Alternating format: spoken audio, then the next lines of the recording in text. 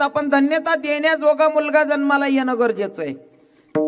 धन्यता देण्याजोगा मुलगा जन्माला येणं गरजेचं आहे. नाहीतर आता सध्या असं चाललंय, महाराज आता पोरगा काय आमना आत्माशे का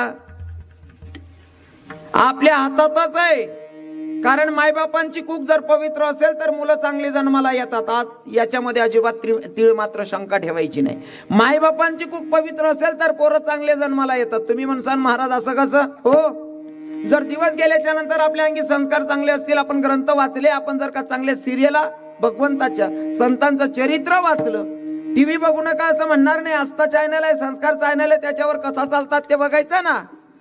हो, तुम्ही जर का दिवस गेल्यावर जर का भगवंताच्या कथा ऐकत असाल, कथा वाचत असाल, ग्रंथ वाचत असाल, तर नक्कीच आपल्या पोटी येणारा चांगला मुलगा जन्माला